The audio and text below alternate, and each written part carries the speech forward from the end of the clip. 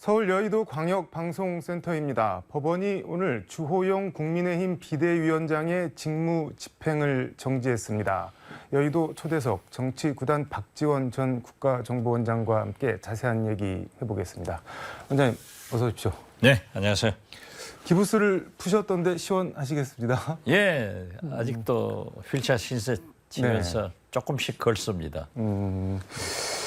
설마 했는데 법원이 이준석 전 대표가 낸 가처분 신청을 사실상 인용을 해줬습니다. 주호영 비대위원장 직무집행을 정지를 했고 새 대표를 선출할 전당대회를 하지 말라는 취지를 결정문에 적시를 했습니다. 이거 어떻게 보시나요? 글쎄요, 국민의힘이 그냥 쑥대밭이 됐어요. 쑥대밭. 예, 결국 미사일 맞고 쑥대밭 됐다. 그렇게 저는 봅니다. 그리고 굉장히 어려움 속으로 국민의힘은 빠져들고 윤석열 대통령께서 당무에 관여를 하지 않겠다고 하지만은 체리따봉도 보내고 아무튼 리더십에 큰 상처가 났다.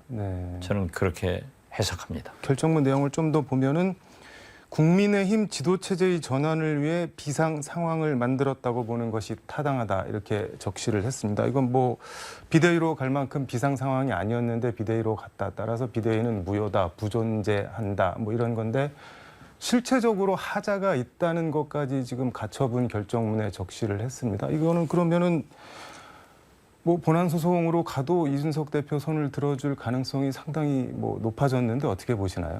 가처분에서 사실상 인용이라고 하면은 본안 소송도 같은 결론으로 사법부니까 해석해야겠죠. 사법부에서 판결을 했지만은 참 절묘하게 잘하셨다. 저는 그렇게 느꼈습니다. 이게 지금 이준석 대표 같은 경우는 지금 일단 본안 소송에서 이길 가능성이 높아졌고 이기든 지든 법조계 인사들한테 물어보니까 통상 이런 종류의 소송은 기본 6개월은 걸린다고 하는데 그러면 어쨌든 정직 기간이 다 도과를 하는데 다 지나버리는데 이기든 지든 어쨌든 다음 당대표 선거에 나오려면은 나올 수가 있는 상황으로 가고 있는데 이준석 대표가 사실상 인용되면 자기는 자명하겠다라고 했는데 오늘 오후 JTBC 썰전에 약속을 했다가 방송 일정을 취소했대요. 저희랑도 다음 주에 나오기로 했는데 모든 방송 일정을 다 지금 잠정 보류하고 정중동 행보로 가는 것 같은데요. 그런 거 보면은 사실상 자맹으로 가는 것 아닌가 저는 그렇게 해석을 합니다. 당분간은 그렇게 갈 텐데 전대가 만약에 열리게 되면은 그리고 본인이 출전을 할 수 있으면 나올까요? 어떨까요? 행보 어떻게 보시나요? 저는 나오지 않는다고 봅니다. 상대적으로 유승민 전 의원의 당대표 상당히 흥미롭게 진행될 것이다. 가능성이 있다. 저는 그렇게 봅니다. 알겠습니다. 권성동 원내대표는 내일 토요일인데 긴급 의총을 소집해갖고 대응 방안 논의한다고 하는데 딱히 대응할 수 있는 방안이 옵션이 많아 보이진 않은데 어떻게 나올까요? 물론 원내대표로서 또 다른 정치적 비상사태가 왔기 때문에 의원총회를 소집하는 것은 당연하지만은 저는 권성동 원내대표가 책임을 져야 된다. 책임을 져야 된다. 권성동 대표가 원내대표직을 사퇴를 해주면은 새로운 원내대표를 선출해서 그분이 비대위원장을 맡는 것이 순서다. 저는 이러한 사태가 온 것은 윤핵관의 책임 아니겠어요? 물론 최종적인 책임은 최고의 책임은 윤석열 대통령이라고 하지만은 대통령은 책임질 수가 없잖아요. 그렇다 하면은 윤핵관들이 물러가 주는 것이 당을 위해서나 대통령을 위해서 바람직하다.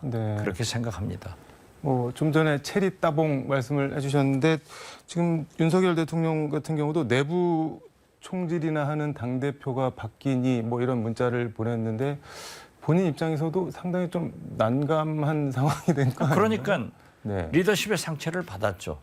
그리고 대통령께서는 당무 개입을 하지 않는다. 네. 어제 저녁 연찬에 가서도 개입하지 네. 않는다 했지만은 사실상 하는 것 아니에요? 네. 이유 신청을 한다는데 그건 또 이 진통을 자꾸 연장하는 거니까 빨리 받아들여서 새 방안을 모색해야 되고 네. 그 해결의 방안으로 윤핵관들이 물러가주면은 이준석 전 대표도 명분을 찾아서 이제 좀 조용해질 거다 그렇게 네. 봅니다. 연찬에 말씀해 주셨는데 현직 대통령이 여당 연찬에 참석한 게 선례가 없는 일이라고 하는데 이거 어떻게 보셨나요? 그래, 저도 생전에 처음 봤습니다. 네.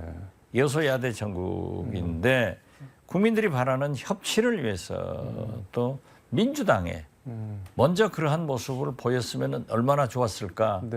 했는데 우상호 네. 비대위원장이 마지막 회견을 통해서 대통령한테 전화 한 번 못 받았다 하는 걸 보면은 조금 역시 정치적으로 좀 미숙하다 그렇게 느꼈습니다. 지금 권성동 원내대표가 어저께 뭐 무알콜 연찬회를 했는데 연찬회가 끝난 뒤 식당에서 뭐 약간 술에 취해갖고 맥주병에 숟가락 꽂아서 노래 부르는 영상이 막 돌아다니고 있던데 지금 이 상황에서 진짜 뭐 어떻게 봐야 될까요? 그 술 좋아하시는 대통령도 지금 네. 이렇게 어려우니까 오미자로 하고 네. 건배도 그걸로 대신하고 가셨는데 권성동 원내대표가 아무리 기분이 좋았건 나빴건 그러한 일을 하는 것은 바람직하지 않다. 네. 그러니까 어제 연찬회에서도 그 뭐 작가가 이지성 작가요. 자기 부인이 훨씬 나경원, 배현진, 김건희 여사보다도 네. 미인이다. 이런 여성을 외모로 평가하는가 하면은 지난번 그 수해 복구하러 갔어도 네. 사진 잘 찍게 좀 비가 좀 내렸으면 좋겠다. 이런 것이 계속 터져 나오는 거예요. 네. 그러니까 갤럽의 여론조사를 보면은 그냥 그 20%권에서 멈추고 있다. 그런데 이런 일이 자꾸 터지면은 윤석열 대통령이 참 어제 저녁 잘하신 말씀도 있어요. 네. 세계 정세를 탓하지 않고 전 정권 핑계를 대지 않고 오직 국민과 네. 민생을 가겠다. 이런 좋은 말씀을 하셨지만은 좀 재수가 없는 것 같아요. 자꾸 터져요. 당구 선수 차유람 씨 남편 이지성 작가 얘기를 잠깐 언급을 해서 이게 보면은 배현진, 나경원 두 전현직 의원을 배현진 씨, 나경원 씨 이렇게 씨로 지칭하면서 뭐 미모 좀 아름답지만 부족하다. 김건희 여사로도 부족하다. 차유람이 들어가서 뭐 4인방이 돼야 끝장이 난다. 뭐 이런 식의 발언을 했는데 그 나중에 뭐 미모 여성 평가, 뭐 여성 정치인 비하 이런 비판이 나오긴 했는데 정작 그 당시 현장에서는 그냥 뭐 웃으면서 박수치고 지나가는 분위기였다고 하더라고요. 그 특강을 하는데 그거는 뭐 어떻게 봐야 될까요? 개념이 없는 거죠. 현장에서 박수치고 네. 상당히 그 뭐 네. 사진 보니까 권성동 원내대표도 뭐 좋은 분위기던데 네. 결국 언론이 또 당사자들이 짚으니까 그리고 지금 어느 세상인데 여성의 외모를 따져서 뭐 네. 미인 4인방이다. 이렇게 하는 것은 바람직하지 않죠. 윤석열 대통령 얘기 하나만 더 해보겠습니다. 주한 중국 대사관 주관으로 열린 한중 수교 30주년의 축하 서한을 보냈는데 거기서 시진핑 국가 주석을 뵙고 싶다 이렇게 표현을 했습니다. 이거 뭐 뵙다는 이건 뭐 여쭙다 드리다 같은 뭐 국어문법적으로 보면은 뭐 객체 높임말이라고 하는데 대한민국 대통령이 중국 주석에 대해서 높임말을 썼는데 이거 어떻게 봐야 될까요? 한중 네. 경제 협력과 또 안보를 위해서도 북한을 움직일 수 있는 가장 좋은 네. 역할을 중국이 할 수 있지 않습니까? 그런 것을 위해서 네. 한번 초청을 해서 한중 정상회담은 필요하지만은 네. 글쎄 대통령께서 뵙고 싶다? 조금 거시기하네요. 여기서 거시기의 의미는 뭐 어떻게 되나요? 그냥 알아들을 거예요. 알겠습니다. 이게 지금 윤석열 대통령이 오늘 대구 서문시장을 방문을 했는데 이 일정이 며칠 전에 김건희 여사 팬카페 시간 장소가 특정이 돼서 올라왔습니다. 이거는 중대한 뭐 보안사항 위반인 것 같은데 이거는 또 어떻게 봐야 될까요? 아주 큰 잘못이죠. 그리고 건희 카페 네. 그걸 없애라는데 왜 그렇게 가지고 있는지 모르겠어요. 뭐 사실 김건희 여사가 다음에 대통령 나오시는지 모르지만은 네. 정치 안 할 것 아니에요. 그런데 그것을 가지고 그렇게 말썽을 삼고 더 한심한 것은 대통령실에서 발표한 거 보면은 네. 이미 대구 서문시장은 보수 정치인들이 가서 길을 밟고 오는데요. 네. 마치 민주당 음. 대통령이나 대표들이 광주의 네. 양동시장 같은 서문시장 양동시장. 예, 그런 의미가 있는데 네.